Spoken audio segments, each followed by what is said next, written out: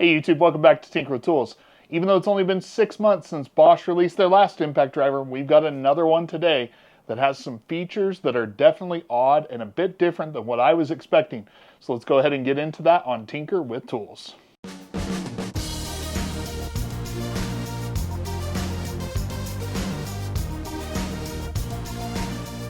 So it's really hard for me to believe that it's only been 6 months since I started using this new Bosch Impact Driver, and I truly love it. Predominantly, it has been the one main impact driver that I've used for just about everything over the last 6 months.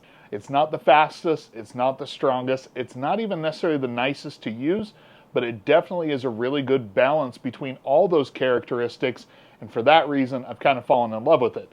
So then when I saw on their UK live stream that they were already releasing a new impact, I definitely wanted to check it out and see if this was going to be more of the same or if it was going to be a different impact. So let's go ahead and talk about the two models, talk about what some of the similarities and the differences are, and then we'll go ahead and break down everything that we have. So then the two impact drivers we're going to be talking about and comparing today, the new model is going to be the Bosch GDR18V-1950. The older, or kind of my favorite impact driver that I've been using lately, is going to be the Bosch GDR18V-1950. So a little bit difference in the model number, we'll talk about that here in a second, but the new impact driver is going to feature 1900 inch-pounds of torque. It's going to have 3300 max RPMs and 3800 max IPMs.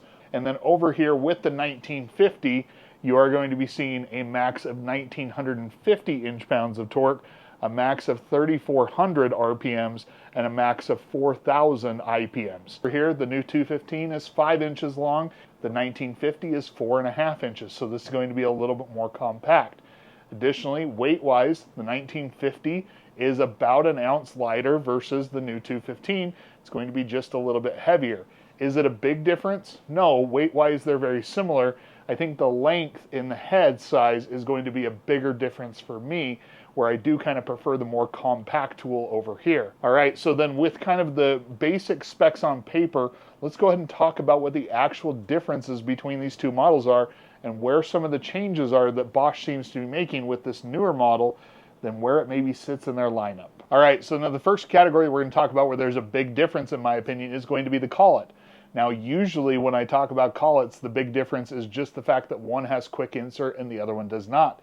In this case, they both have a quick insert collet, but the new impact driver has a much deeper collet. And honestly, that's what I believe is going to be the culprit for some of that difference in head size, is just that this collet is a bit deeper. Now, why is it deeper? I don't really have an official answer from Bosch, but I will tell you that it is much more like what you'd find on a Japanese impact driver.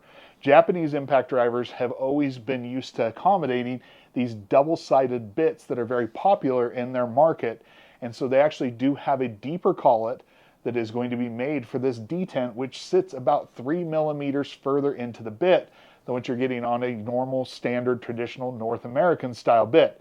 Now, you can still use these bits on this style of collet, but what you get is just a lot of forward and back play, and for some people, that is a real annoyance. Now, traditionally, we've only seen that on something like the Japanese market impact drivers, like ordering the specific TD173 from Makita from Japan, having it imported, you're going to get a JIS collet on there.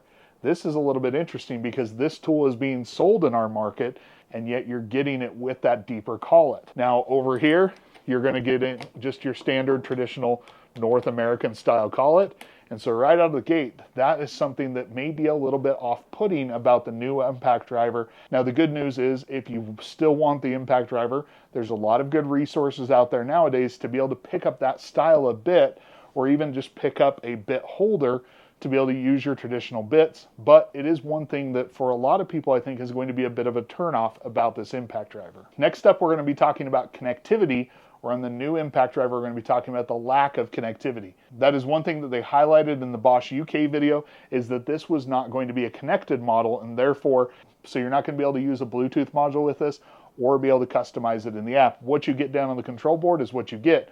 Over here with the 1950, you are going to have stuff out of the box, and it's actually a pretty good set of features already out of the box, but you gain that customization with the mobile app of being able to set RPM limits that are customized to what you were doing with the type of work. You can even create custom modes with unique features,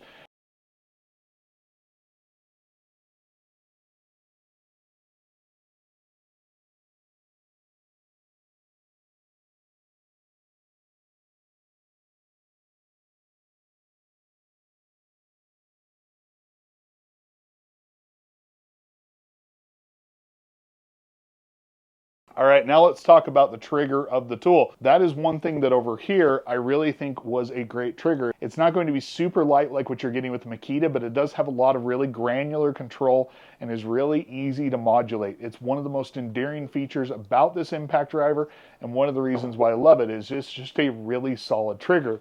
Over here, you do lose some of that, and it is a much heavier trigger. With a heavier trigger, it definitely is not as nice as what I've experienced on the 1950.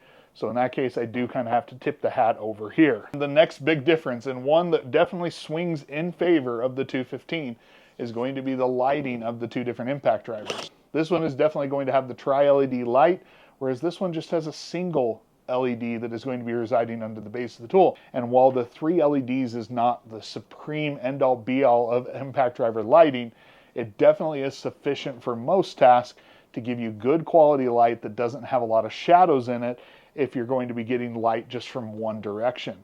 Now, don't ask me why on these two impact drivers that were released relatively close together, one definitely at a lower price point, but that one has the more premium light, and why they didn't do that over here, honestly, I don't know. There is quite a few design differences between the two impact drivers, so part of me wonders if this impact driver was more just going to be an update of kind of a prior generation of Bosch tools, and so they stuck with the single LED that has been passed on from prior models, whereas this one is kind of more of a new direction for the company, and that is why they're able to incorporate perhaps a new feature there.